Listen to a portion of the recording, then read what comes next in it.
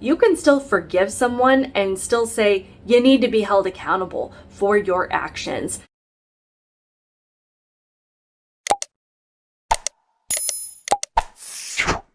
Hello, welcome to my channel, Outspoken Samantha. If you are new here, welcome. Be sure to hit that subscribe button. If you're returning, welcome back. Thank you so much for the support. On my channel, I like to give my opinion and perspective on things that are happening today, things that I think actually matter to everyday people, especially those of us trying to raise kids in the insanity known as today's society. We are not CEOs of big corporations, we're not part of the mainstream media, and we do not live in the Hollywood bubble. We are also not politicians in Washington, D.C., but we do have to live with the consequences of the decisions being made and the narrative being pushed by the people in the previously mentioned categories. If you feel like that describes you and you know exactly what I'm talking about, be sure to like this video, leave a comment below, and also share it. Also, be sure to subscribe to my channel. All of these things help me to grow my channel and hopefully to reach more people that value logic, reason, and sanity. Also, be sure to find me on Rumble under Outspoken Samantha in the event that YouTube decides I have violated their community standards and chooses to kick me off their platform forever. That being said, let's get into today's topic. So I wanted to touch on this article that I have seen going around social media, and it is called Let's Declare a Pandemic Amnesty, with this tagline that we all need to forgive one another for what we did and said when we were in the dark about COVID. So my first thought was no. And my second thought was no. So I've seen a few people share this article, and at first, I was like, I want to know who the author is. I kind of want to know like the basis for where this article would come from, kind of the belief system behind what they're writing and what they're requesting. So the author's name is Emily Oster, and at first, kind of reading through her Twitter page, she doesn't come across as this hardcore leftist. She talks a lot about parenting advice. She talks a lot about, kids in school and academics. She's talked a lot about the academic and learning and developmental losses in kids because of the COVID policies, because of schools being closed for far too long, and just kind of what that meant as far as, how far they kind of fell back from where they should be by now.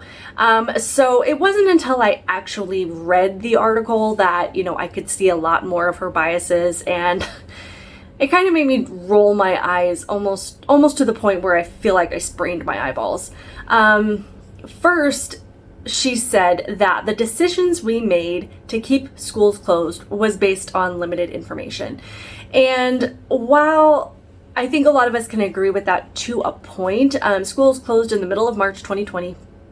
And I think we all kind of understood when they stayed closed through the end of that year. We wanted to make sure that we knew exactly who this was affecting, how serious it was, what the symptoms were. We just wanted more information. And of course, as a parent, nobody wants to keep for me, nobody wants to keep my kids more safe than I do. There is nobody on this planet that advocates for my children's health and well-being and safety more than I do. So of course, I wanted more information, wanted to know like how severe this thing was, and kind of wanted to give, our hospital systems, our medical staff, everybody kind of a chance to regroup and just to kind of get a handle on things. Excuse me. It wasn't until it got to be the fall of 2020, 6 months later, when we could see that it was really affecting the elderly. It was really affecting people with comorbidities, with obesity and heart issues and things like that, and lung issues, that we really started to see, this really isn't affecting kids that much. And we really do need to get them back in school and get them back to some semblance of normal. And she tries to argue that people who cared about children and teachers advocated on both sides of the reopening debate. And while that may be true, it became obvious very quickly that this was very, very political. That despite what the data and the statistics were showing us, that kids were not really affected by this, they were not primary spreaders, that schools were not like super spreader events, and even if kids did catch it, that they were still experiencing like significantly more mild cases than adults were. So despite all that, like it was obvious, especially when it came to the teachers unions and government officials, that this was political more than anything, and we knew that it was. So yes, while people were debating on different sides of the aisle for different, policies and plans to try and get kids back in school, it became very obvious, that some people wanted to keep kids out of school, that they didn't want to send them back, that they wanted to use kids as these mascots for, look how much we care about keeping people safe and healthy. So, it just, I think she's putting it nicely, I guess is what I'm saying. So she goes on to say, regarding the vaccines, she talks about how there was limited information about which vaccines were more effective between, the one-shot Johnson & Johnson or the Pfizer vaccines, and that the recommendations were essentially coming from their best guess, like which would be more effective and really stave off this virus, which would be your best shot, no pun intended. And then she says, obviously some people intended to mislead and made wildly irresponsible claims. Remember when the public health community had to spend a lot of time and resources urging Americans not to inject themselves with bleach? And to which I would say, no. We didn't spend a lot of time on that, Miss Oster, because the vast majority of the public is not as stupid as you clearly believe that they are, because we didn't need to be told that President Trump was being sarcastic. He wasn't actually recommending people inject themselves with bleach. So none of us took that to heart. That was a blip in the grand scheme of COVID, and the only reason it got as much attention as it did was because this thing was political, because they wanted to use anything they could to accuse Trump of endangering lives. So again, like I said, there's obviously some biases here. But what did get a lot of attention was the repeated claims that if you got vaccinated, you wouldn't get COVID. If you got vaccinated, you wouldn't spread COVID. That it was your patriotic duty, if you cared about human lives, if you cared about saving grandma, you would get vaccinated. And if you got vaccinated, you wouldn't catch COVID and you wouldn't spread COVID, and that you were good. Just like Joe Biden was saying. Shots that people are getting now cover that. You're okay. You're not going to get COVID if you have these vaccinations. She goes on to say, misinformation was and remains a huge problem, but most errors were made by people who were working in earnest for the good of society.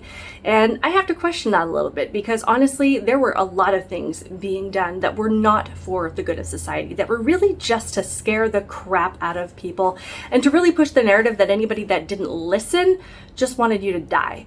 Telling people that if they didn't wear a mask, they wanted grandma to die, and scaring the crap out of kids that if they didn't wear a mask, that they were going to kill grandma.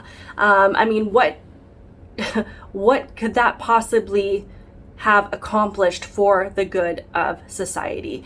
It became very clear very early on that this was a massive power grab by the left, that they were going to use this opportunity to grab the kind of power that they had always wanted. And we knew from the beginning that they were never going to let it go, at least not without, I don't want to say force, but, through the Supreme Court, through the constitutional ruling saying, you can't do this. Even now, Deborah Birx wrote a book not too long ago where she admitted to altering the data because she wanted the United States to take on COVID policies, closure policies that were more similar to what they were doing in Italy.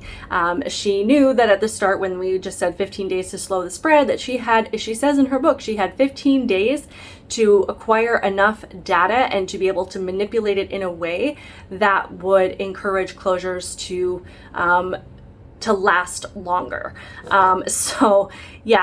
Tell me about the good of society there, that people were really interested in keeping us safe and healthy when honestly they were just fudging the numbers to keep things locked down the way that they wanted. And so Emily also goes on by trying to say, well, we were all just doing the best we can. Sometimes some people on the right were right, some people on the left were right, sometimes we were all wrong, arguments got ugly, people were mean. And then she says, we have to put these fights aside and declare pandemic amnesty, forgiving people for the hard calls they had to make and forgiving attacks too. And to that I would say, no. I can forgive to an extent. It's not like I walk around with this grudge every single day thinking about all the things that happened in 2020 and 2021. That's not the same thing as amnesty. You can still forgive someone and still say you need to be held accountable for your actions. People lost everything from this. People lost businesses. People lost their livelihoods. People lost their life savings. Kids lost years in their academics, their social development, and so much so that they may never recover from everything that they lost. People were physically attacked and assaulted. Moms were arrested for playing in the park with their kids outside without a mask on. People were arrested for not having a vaccine ID in a restaurant. Businesses were targeted, and local government tried to tack on insurmountable fees for not complying with them.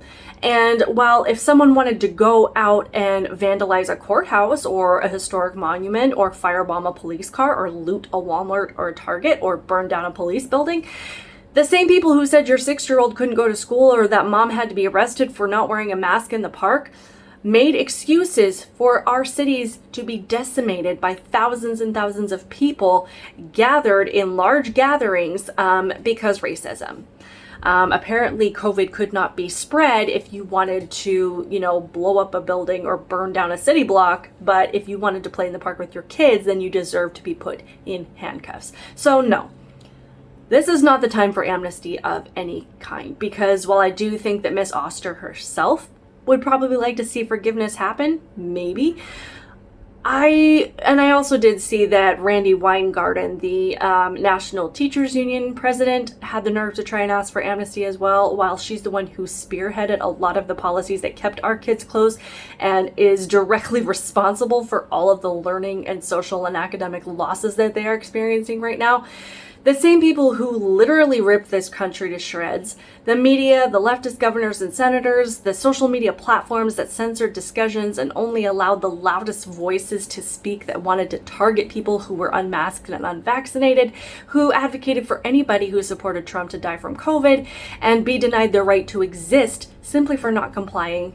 They're not sorry. None of them are sorry, because even today, the same tactics are used. This kind of thing, first of all, did not start with COVID. There was a lot of division during the Obama years, but once Trump took office, it's like the gloves came off completely, and the media just decided that anybody who supported Trump for any reason deserved to be targeted. There were entire websites created for people that had donated to Trump's campaign with their addresses listed.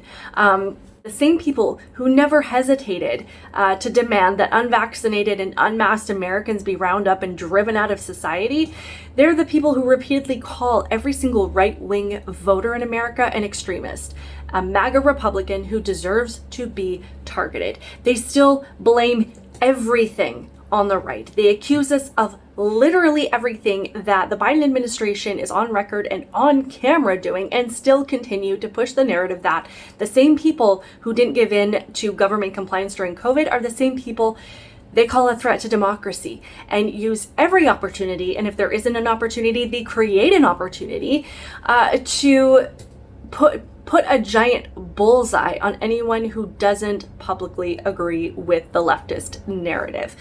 So it's not just about COVID. They use these kind of tactics for every single issue so that they can say that Republicans and conservatives just want people to die.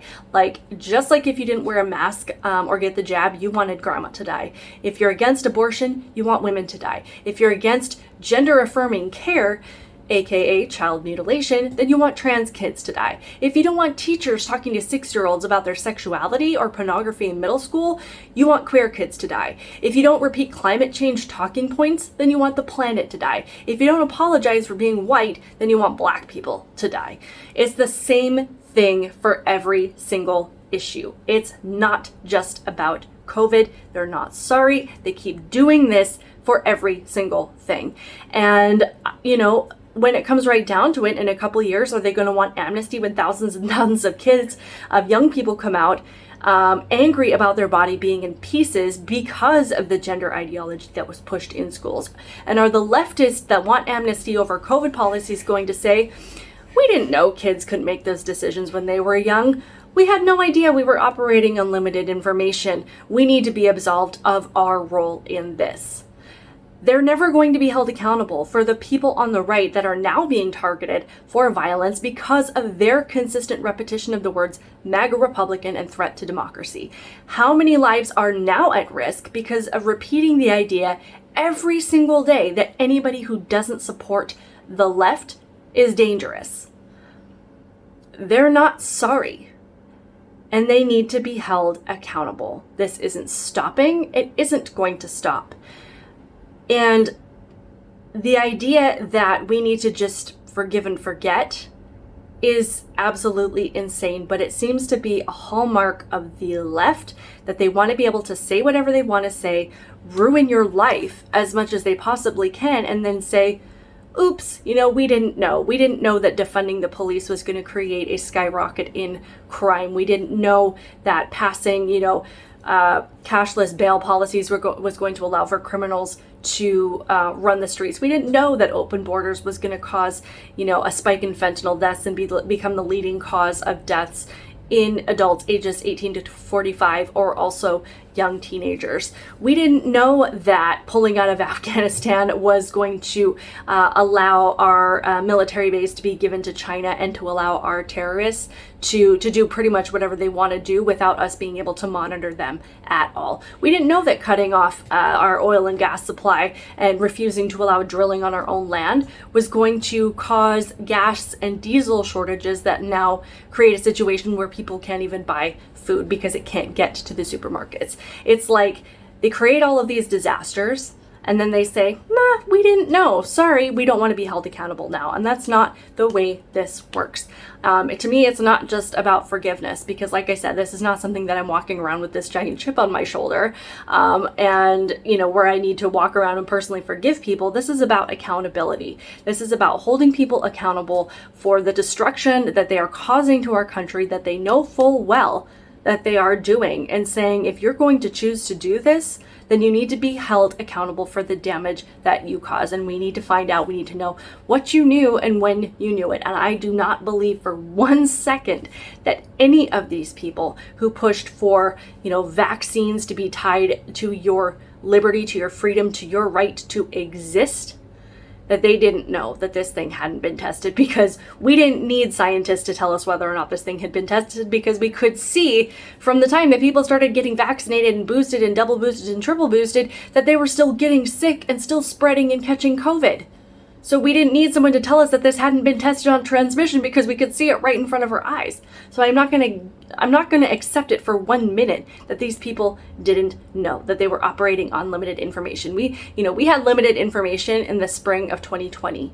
By the time it got to be the fall of 2020 and the winter of 2021, there was no excuse. Yet schools were still closed. They were still calling this the pandemic of the unvaccinated. They were still trying to pass laws to get vaccine passports and IDs. Not to mention Charlie Crist in Florida is still even talking about implementing mask mandates if he is elected governor, which we know is not going to happen, but they still haven't let this go completely, which is just absolutely insane. So no, I'm saying no to amnesty. I am absolutely saying that there is no room for that whatsoever. There needs to be accountability, and I hope that every single one of these people is held accountable. That's just me. Leave a comment below.